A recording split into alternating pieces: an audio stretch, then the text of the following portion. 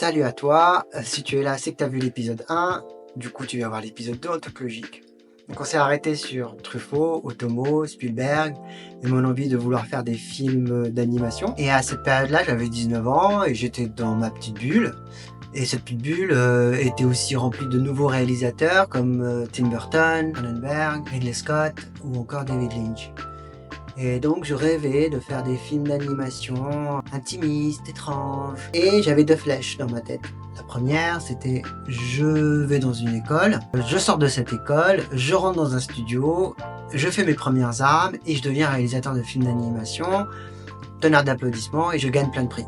Puis il y avait la deuxième flèche qui me disait ça va être compliqué, tu vas te galérer, tu vas douter, tu vas tomber, tu vas reprendre, tu vas gagner de l'expérience. Et en regardant les deux options, forcément moi j'ai choisi la première, les prix. Mais la vie est venue me rappeler que j'allais prendre l'expérience, même si au départ ça pique, mais peut-être que c'était nécessaire. Donc je vous laisse avec l'épisode 2 et je vous dis à tout de suite.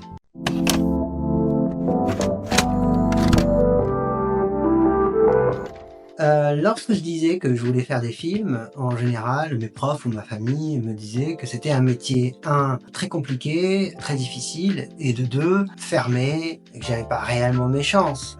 Mes parents me disaient, nous ce qu'on veut c'est que tu galères pas.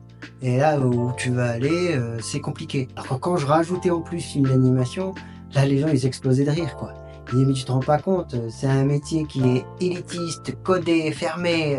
Quand on voulait être sympa avec moi, on me disait au pire, tu vas être nettoyeur chez Disney, quoi. Et encore. Et la phrase qui revenait souvent, c'est faire des Mickey, c'est pas un métier d'avenir. Je ne pensais pas à la BD. Pour moi, je ne me voyais pas auteur de bande dessinée. J'étais réalisateur de films d'animation et je me suis dit, c'est vers cette voie-là que je veux aller absolument. Et il y avait une école d'animation à Paris, je me suis embarqué là-dedans. Je me suis très vite rendu compte que ça allait être compliqué, que je devais revoir mes rêves à la baisse. Être réalisateur de films d'animation, ça allait pas arriver du jour au lendemain, qu'il y allait avoir un long processus, un travail à faire, et que je me suis dit, bon si c'est ça, alors j'y vais. Ce que j'apprenais dans l'école était hyper technique. C'était les in-between, les in, les out et tout le jargon qui était adossé à l'animation. J'étais pas super emballé en fait. J'avais envie de créativité, de créer des personnages, des mondes, donc à tort, j'avais mis ce côté technique un peu de côté.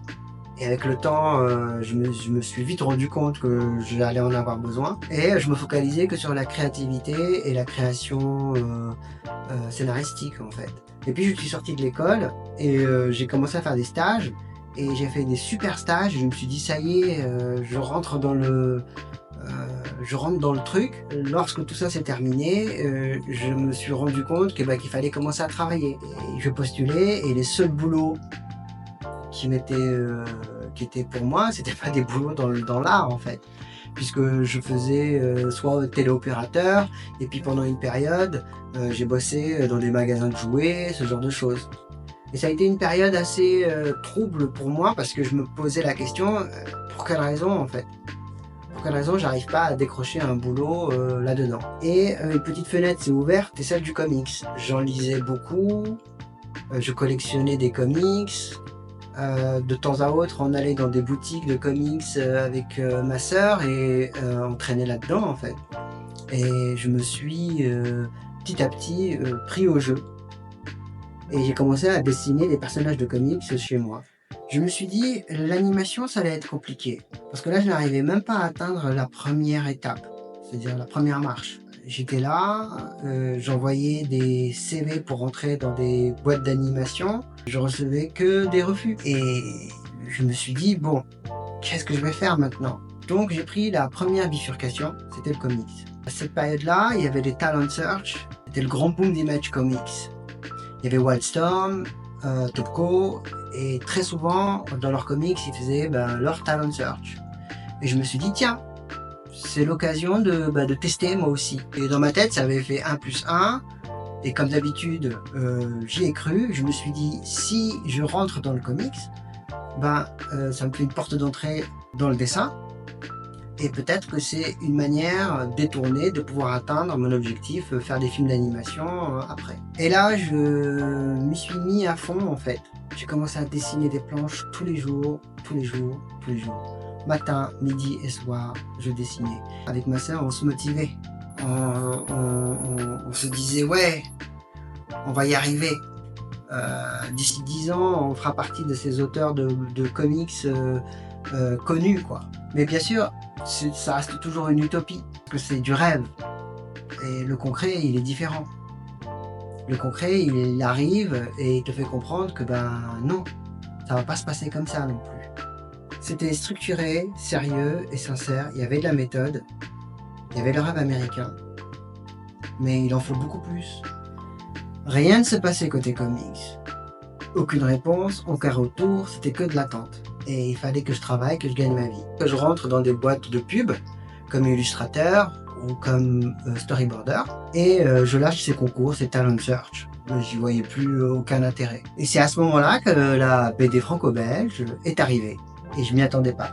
Donc si on résume, il y avait au départ des films, puis après je vais vers de l'animation, puis après du comics, et voilà que la BD franco-belge s'invite au bal.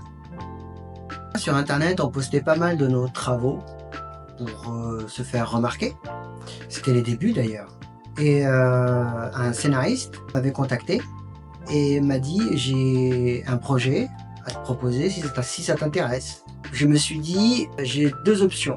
Soit je continue à m'acharner ou alors je prends cette proposition de BD qui me vient facilement. Et donc la réponse a été simple et elle se trouve devant vos yeux.